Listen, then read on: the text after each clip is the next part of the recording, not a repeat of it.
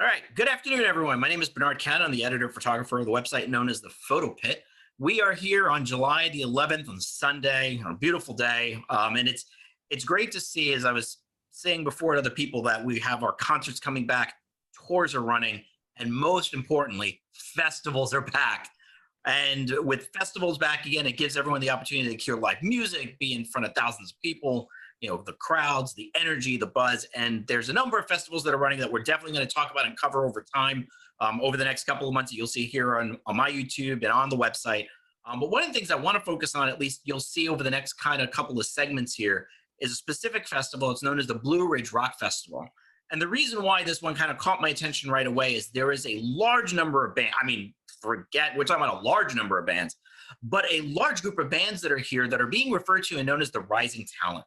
And the one thing I love about this with this festival is that these are bands that are getting opportunities to perform in these huge crowds in front of people. We're talking about up to, if I remember correctly, 160,000 plus tickets were sold at this festival, and giving these bands an opportunity to perform in front of them and to make a name for themselves if they haven't done so already. So you'll see on our website here and on our YouTube channel, we're going to have a large number of bands that are going to be from this festival that we're going to talk to. And we have another one with us today. I want to introduce everyone here to Nameless Anonymous out of the Fayetteville, North Carolina area. How are you guys doing today?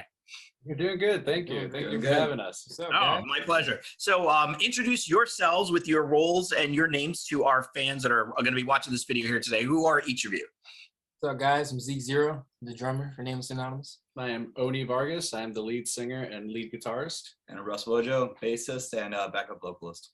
All right, very cool. So let's start off here. Like, where did you come up with the name of Nameless Anonymous? Why that? So I came up with the name years ago. Do you remember the MySpace era? Oh, yes. Facebook. So back then I didn't like to use my real name, and I'd go around and I'd change my name back and forth. And one day I just came up with the name Nameless, and then I was like, you know what? I'm going to put Anonymous as my last name. And we were originally playing under Into the Abyss, and there was a name that we came up with in high school, like towards the end of high school. And the founding guitarist with me at the time decided, hey, we should name it what you have on MySpace. So we stuck with it and we continued with the name, and that's how we got our name. That's awesome. I like that. So how long as a band have you guys been around? So we've been around since we formed in 2009. We did a run. We were originally, like I said, in Los Angeles, California, and the San Fernando Valley. We played up until about 2013, and we broke up for a little bit. And I moved to North Carolina, and I started the band back up because one day I was like, man, I really miss playing music, and I miss writing music, and I miss playing in front of people. So I started trying to do things that I could. I was in the military, so I tried to find friends in the military that knew how to play instruments, people in my unit. So we got something going, and then we just kept going and going afterwards. That's very cool. So are all of you here today at some point in time, part of the armed forces? No. Civilian. Still currently military. Still currently. What branch? Army. All right. Kudos to you. Thank you. Thank you for your service. That's the one thing I'll always say for every veteran that's definitely out there. So thank you for that. We appreciate that. Okay, thank you very much. We appreciate Awesome. it. Good for you guys. So now that you've been around for obviously a while now, what is your style of music? We try to determine that ourselves. We bounce back and forth from thrash metal, but I have a lot of Iron Maiden influence, but I also like melodic death metal. So we blend the 3 or 4 or 7 types of genres.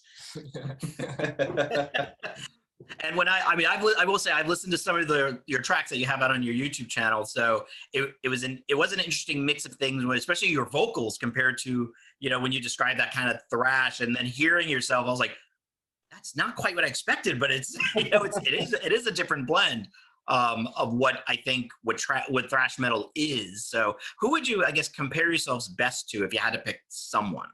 Jeez. I would say, like, melodically or musically, a little bit of At the Gates along with Maiden.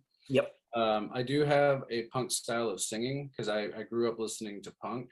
But I would definitely have to stick with Maiden and At the Gates personally. Okay. So right now, tell me about your, at least, music history. What do you have out there album-wise? Are you guys currently with a label or without a label? We are currently unsigned, but we do have an album out.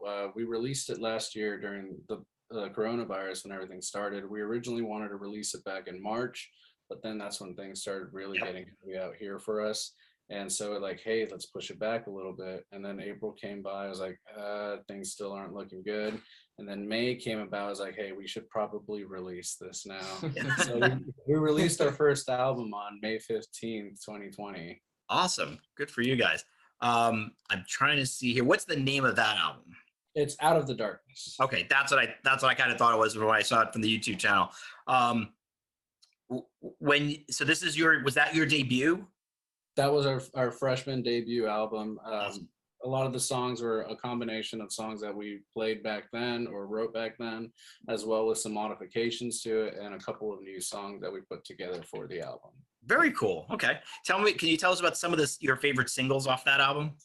My favorite single, I would have to say, was NA, which is kind of a self-titled song without it being really self-titled.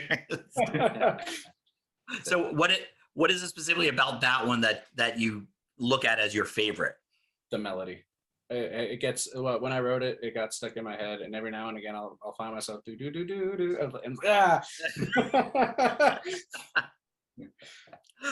Zeke and Russ, what about you guys? Do you have a favorite track off that album? Back me saying like with NA, like simply because like that was the last song I learned when I joined the band. It was like the hardest song for me to learn. So I was like, you know what? I like this bad boy. Just because I hate playing it so much. But it's a fun song. I absolutely love playing. Okay. For me, it would be a combination of either Godly or Angel, definitely. Okay. I think Godly is that very aggressive punch in the face. As far as the bass line and even the guitar parts, they're rather intricate, a lot of fun to play. And Angel's just a fun song to play overall. So I want to talk about that one. That's out of the songs that I listened to, that was the one that caught my attention the most, was Angel. Besides the fact that it's a long song, but just the melodies, the rhythms, I kind of go through a lot of different transitions as you're working through the song. Tell me a little bit more about this track. So it's considered a love song, but it's a darker love song. And the way I like to describe it is, it starts off, everything's good, but as you listen towards the end, it shifts melody, it shifts feeling. It goes through like progression. I feel at the intro, it's like something blossoming and blooming. In the middle, it's where it's all fun and exciting. But during the second half of the solo, that's when things start to change and it becomes more chaotic again, to revert back to the intro, for it to end on a somber feeling. So I like to describe it like as a relationship. You have your happy moments, you have your happy moments, your fresh moments, and then like I wasn't gonna go there, but you beat me to it. So I can see it. Now I have to admit, when I listened to that track, that one really grabbed me. I like I like that interesting mix of song. That makes a transition with music. Your vocals to go along with that is, like I said, it was very, it's different from what other things that I've heard and listened to before. So that was why I was hoping you'd bring that. Someone would bring it up, because if not, I was going to. That's very cool. So things that I've read off, at least from your website, is that you guys tour, or have been touring, right? Like even before that album came out? No. So we finished playing. So in 2019, we usually take a little break for the holidays, as a lot of people do, to go visit family. My family's out on the West Coast. Okay.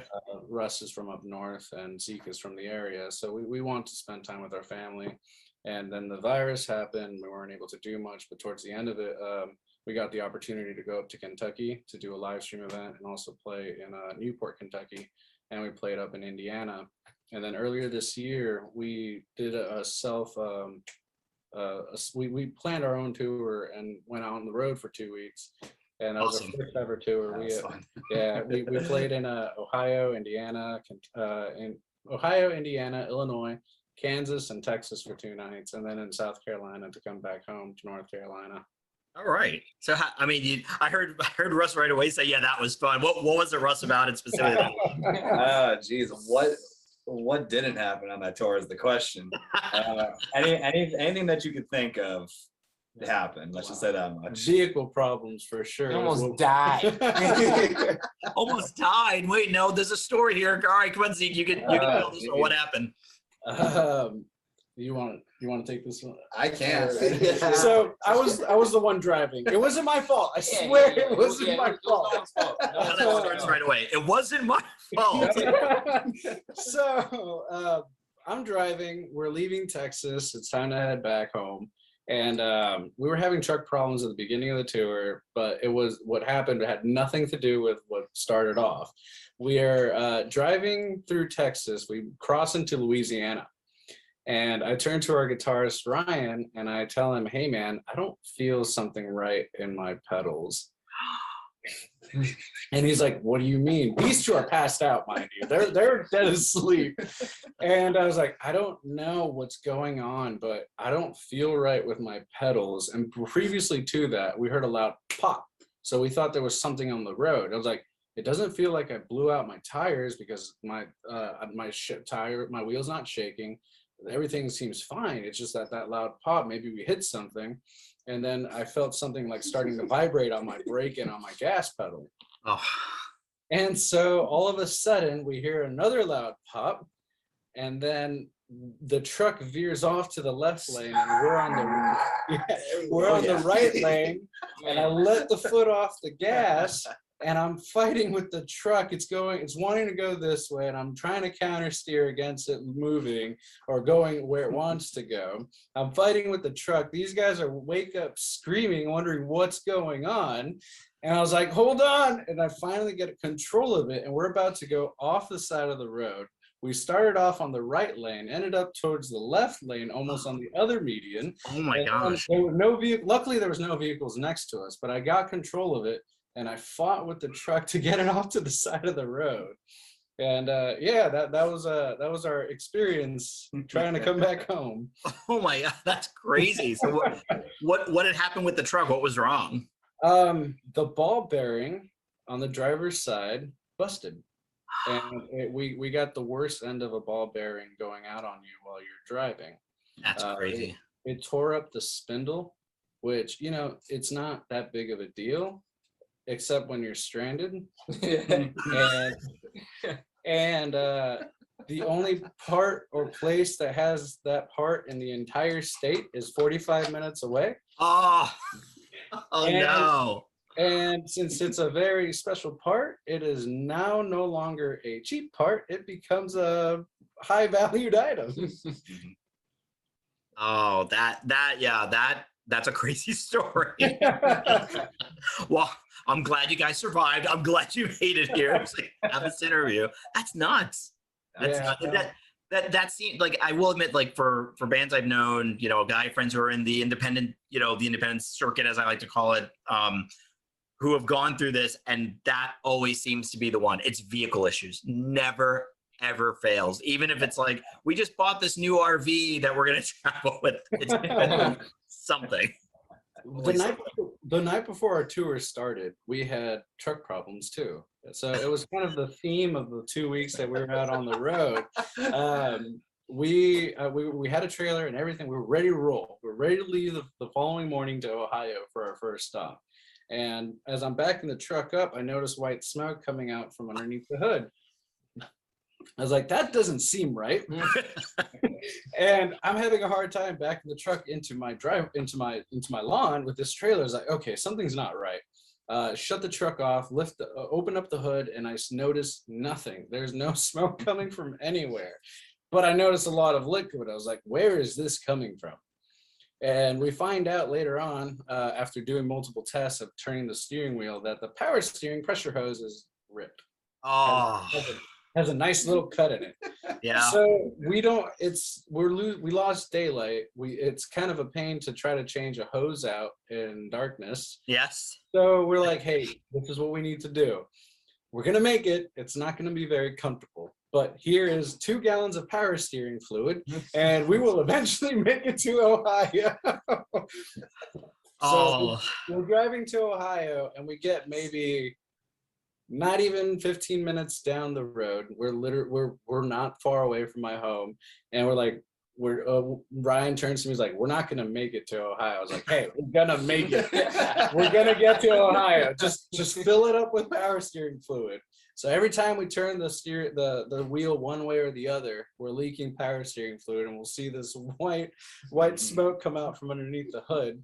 And it finally like hits ahead when we get to Ohio. We're at the venue. We're driving a big truck, and we're in a very, very tight space, and we're trying to get out of it. And we run out of power steering fluid. So I turned to Ryan. I was like, hey, man, we got to go to O'Reilly's or somewhere to go get this hose. And we drive. I'm trying to be as careful as possible driving, make sure I don't make too many lefts or too many rights, and hoping I'm staying on a straight road. We get to Advanced Auto because honestly, the reason why we chose it was because it was on the right-hand side and I didn't have to make a left.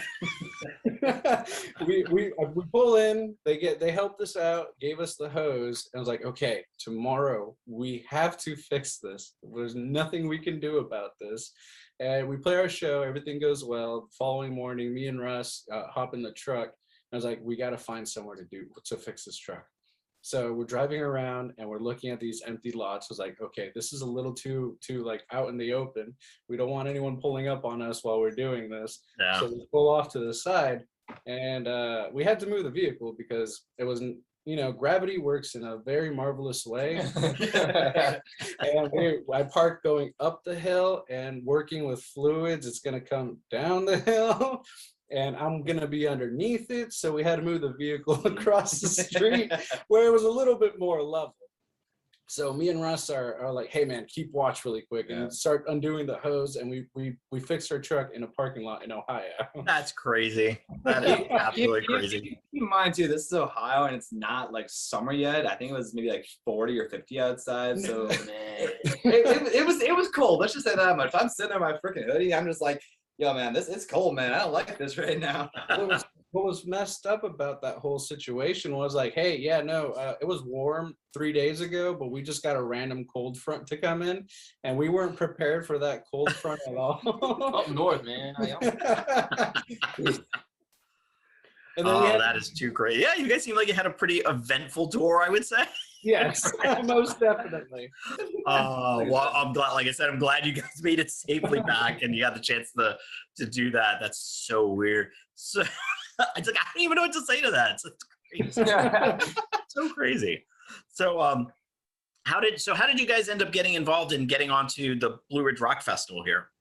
I submitted to I found something on Facebook, and it's like, hey, for submissions, email this person your press kit. And I did, and I forgot about it, and then we got an email saying congratulations, and that's how that happened. Awesome. Russ was next to me when we got this email, and he just sees me jump around like with joy and glee, and he's like, what are you doing? And I told him, hey, this is the email that we just got. Yeah, that was pretty snap. That was right there. That was a lot of fun. Like, what? what? I was gonna say, is this your first festival that you're playing overall? Yes, first ever festival. That's that's a pretty good one to start, right?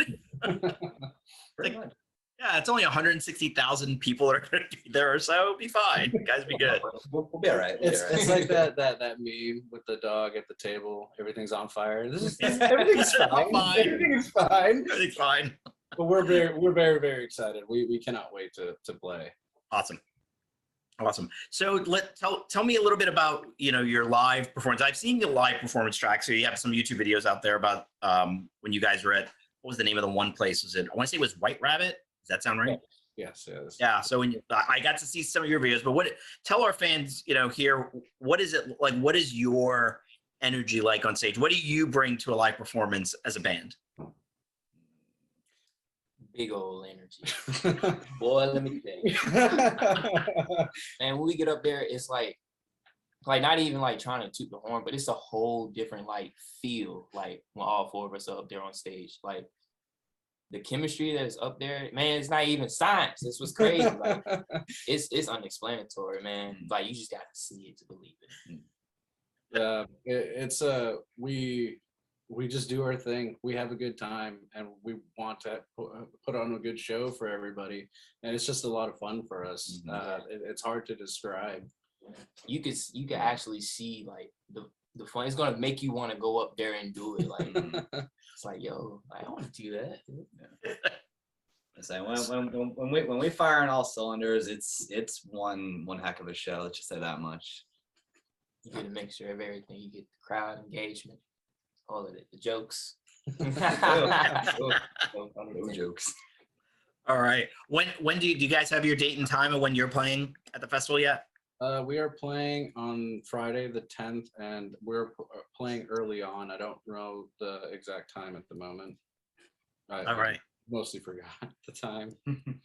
All right. So what? Okay. So gonna have the festival coming. So what's next for you guys as a band? Like, what's the you already had your album release, and you got a big festival. You did a tour. So what's next on the docket for you guys?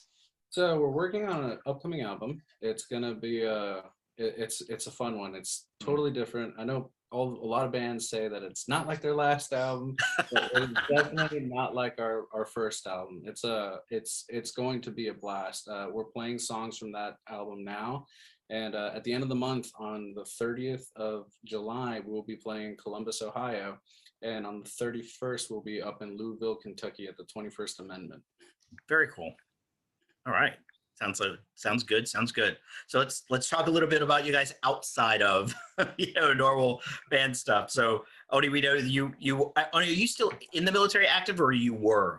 No, I was active. I am now out. Yeah. Okay. And Russ, you are still active today, correct? Yes. Okay. So I have to ask, whose place are you at right now? We're at my place. You're your place, so you're the nerd, right? Yeah. I mean, I got it all up and down my arm. Let's see. Bring it up to the camera a little closer. What do we have there? I have Shenron from Dragon Ball Z. Very cool. The 4-star Dragon Ball with Invader, Zim, and Gur behind or underneath them. The Triforce. I got 3 Pokemon. I got Mr. Knuckles from Sonic the Hedgehog, and I have some Super Mario here. And I have Kirby fighting Bowser on my inner arm. That's awesome. Those are beautiful pieces of work too. Those are beautiful. Yeah, I noticed, like, right behind you, obviously, you have all of your Star Wars posters. Oh yeah. So that's why I caught my attention right away. I'm a nerd too. I feel it. So outside of your music, for the three of you, what do you do on a normal, regular day to day? What's your hobbies? What fun things do you like to do? Damn. I like to ride motorcycles. So I ride motorcycles. I'm a photographer too, because that was my job in the military. Oh, okay. I do a little bit of graphics editing now too, as my daytime job. I play music, and I'll mostly just stick around with doing that. Playing video games too, for sure. All right, so I have 2 questions for you. Number 1, what do you shoot with? I shoot with a Canon 5D Mark II. Okay, we could be friends. That's cool. I learned Nikon in AIT, which is training for my job in the military, but I prefer the Canons.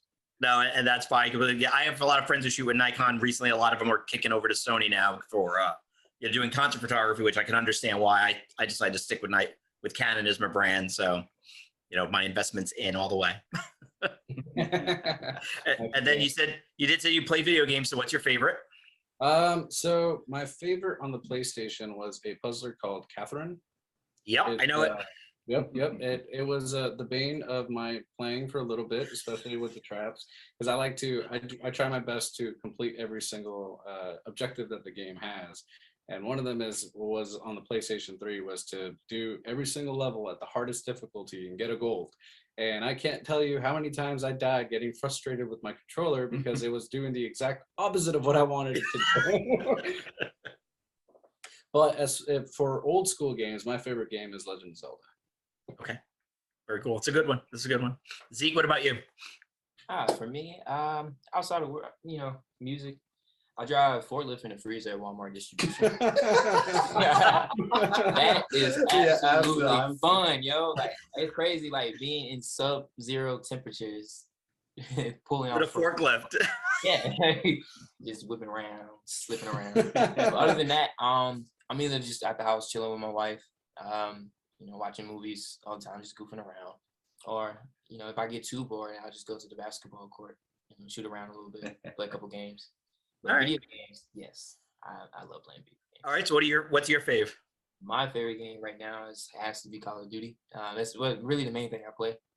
I do play NBA 2K sometimes, but as far as like old PlayStation 2 games, that's my jump. Shaolin Monks, Midway, y'all need to remaster it. Mortal Kombat Shaolin Monks, remaster. That's all I got. Great game. Great game. But basically, fighting games and role-playing games is my main thing. Okay, very cool. All right, what about you, Russ? So like Oni, I'm a big anime fan. A lot of different anime. Pretty much you name it, I may or may not have watched it. There's a big list. I draw every so often, you know, when it's just chilling or whatever, or I just don't feel like playing bass, which I do a lot of the time. He draws better stick figures than I do, I promise you. No, I mean, like, I like to do it, even though I'm not too good at it, but I try my best. And I like to cosplay every so often and do some. Really? Yep, I'm a cosplayer. All right, tell me a little bit about your cosplay. What's your favorite one that you've done? My favorite one had to be my most recent one. Probably had to be Natsu from Fairy Tail. Very cool. Yeah, it was a lot of fun. And then, of course, video games is another one. That's a given. All right, and then what's your favorite video games? So it has to be a tie between either the God of War franchise or Resident Evil 4. Oh, that's an interesting pick. I don't know. I'd have a If tough time. If we're gonna go old school, I'm a huge Sonic fan, so I'm sticking with Sonic. Okay, that's a good one too. It seems like whenever I played Resident Evil 4, though, it always seemed like I found something new in that game, no matter how many times I played it. Like, it could be as small as like, hey, I didn't know this passage was there or something like that. Let's go explore it. And like, I would find, you know, cool stuff there. That's what I loved about that game. Just it always seemed like there was something new that I could find. Like death, a new way to die in that game. Actually, essentially, yes. There's a funny time I remember when I was playing that game with my childhood friend, and funny you mentioned that. There's a scene in that game where you got to go on the water and you got to take out some like big mutated fish or something like that. I want to do it. You want to do it? I wouldn't do it. All right, yeah, I know that. You're not getting me in that water with the mutated fish. No. So yeah, we gotta get in a boat, take out a mutated fish with some harpoons, right, or something like that. And I remember I went up to the side of the dock, and I'm like, no man, I wonder what happens if I just shoot the water with a couple fish, right? 4 shots later, this big mutated fish, you know, comes out and kills me, right? I didn't know it was there, and I remember just screaming at the top of my lungs. I was like, "Oh my freaking god!" Like I didn't know that was there. It scared the hell out of me and my brother, my best friend at the time. I was just like, "Holy crap!" That was a fun time. That's hilarious. I'll admit, in my story for Resident Evil 3 Nemesis, which was one of my favorites, that one got me jump scare good in a scene where you go into a room, you finish whatever you're doing, and as you're coming out of the room and back down the hall, the Nemesis comes flying through the wall at you just and it's really like just out of nowhere, just completely unexpected. I think controller went in the air, and you know there might have been a scream or 2 or 3, and you know. Whole house scream. Let's just say that much. Yes, all fun stuff. And it's interesting that you guys bring this up, because a couple of the artists that I've already been, you know, not interviewing yet fully, but as we're talking about scheduling interviews, a lot of them I've noticed are all gamers. It's like there seems to be this thing with that a lot of musicians like to game. I'm okay with that. That works for me too. Absolutely cool. All right. So now we know, you know, what you guys like to do is hobby-wise and such. You guys are working. I'm assuming you all, you know, you work full time, right? The music is right now a side thing. Is the goal obviously to, you know, hopefully get signed onto a record label and make this a full-time thing at some point? To make it a full-time thing for sure. Absolutely. Well, I'd love to play music as a job, not even a job, because I love playing music. So if I could just play music and write music all day long, I would absolutely love to do it. Love it. Definitely. All right. Very cool.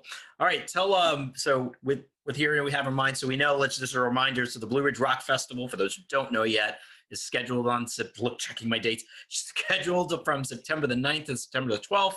That's Thursday through Sunday. Nameless Anonymous will be there on Friday the 10th. Are you guys staying for the whole festival, or are you doing the one day and out? No, we'll be there for the whole festival. Okay. Are you camping like half the other crazy people? Because I just won't do that. We won't be camping. We'll probably be shuttling to and from. Okay, that's fair. I was like, I look at myself like, I don't think I could ever do that. And I'm sure now what anyone from the fan zone is going to watch this is going to be like, what is wrong with you? Yeah, it's not my thing. Like that for me. All right, so you guys are going to be playing on September the 10th. So make sure you guys who are watching check out their set while they're there. What do you guys have left to say to any of our fans that are watching? You know, anything on your mind about your music, the band, the festival, whatever last words you got here. We look forward to seeing all of you, and don't come hang out with us. We can't wait to talk with y'all, and we can't wait to play our music to y'all. Yeah, we're some chill dudes. We just like y'all. You know, we ain't celebrities yet. Thank y'all very much. We Thank y'all. look forward to seeing y'all. All right, very cool. Well, guys, thank you for your time today. I greatly appreciate it. It was a great chat, fun to chat with you guys. And just as a reminder, one more time, we'll go ahead when we post this interview, we'll get links up for Nameless Anonymous. You can check out their music, their YouTube videos, their store. You know, make sure you buy some merch for these guys. They, you know, this is how bands usually get by on the best of their, you know, basis. It's like, you know, sales are big for them. So merch, albums, whatnot. You know, help these guys out and hopefully catch their set September the 10th at the Blue Ridge Rock Festival. We'll hope to see you there. Thank you guys very much. I appreciate it. Thank you for having me. Thank you guys.